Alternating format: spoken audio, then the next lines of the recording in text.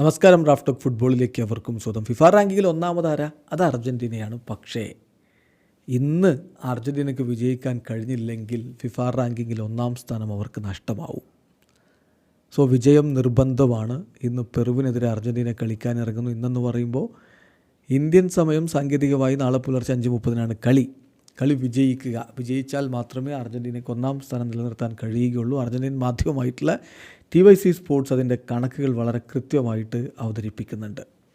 ഇന്ന് സമനിലയാണെങ്കിൽ അർജൻറ്റീന 2ാം സ്ഥാനത്തേക്ക് വീഴും. തോറ്റാൽ അർജൻറ്റീന 3ാം സ്ഥാനത്തേക്ക് പോലും വീഴുന്ന ഒരു സ്ഥിതിവിശേഷമാണ് ഉണ്ടാവുക.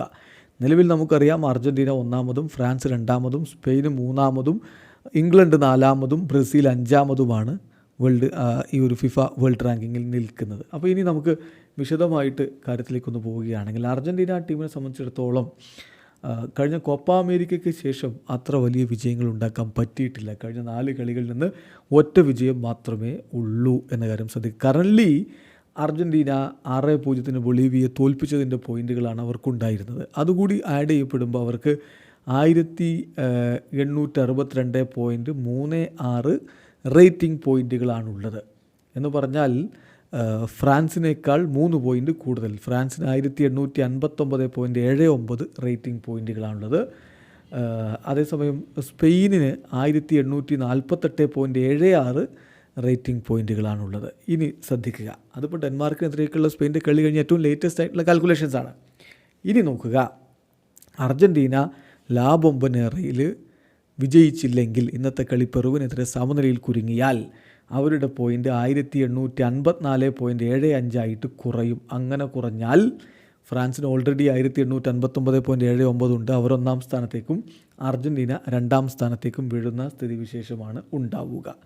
ഇനി അതല്ല, അർജൻറ്റീന ഈ കളി തോൽക്കുകയാണ് ചെയ്തതെങ്കിൽ അർജൻറ്റീനക്ക് 1842.25 പോയിൻറ്റുകളാകും. എന്ന് പറഞ്ഞാൽ അപ്പോൾ 1ാം സ്ഥാനത്ത് വരിക ഫ്രാൻസ് 1859.79 പോയിൻറ്റുമായിട്ടും, 2ാം സ്ഥാനത്ത് സ്പെയിന് 1848.76 പോയിൻറ്റുമായിട്ടുമായിരിക്കും ഉണ്ടാവുക. അർജൻറ്റീന 3ാമതേക്ക് വീഴും. ഇതാണ് ഉണ്ടാവുക.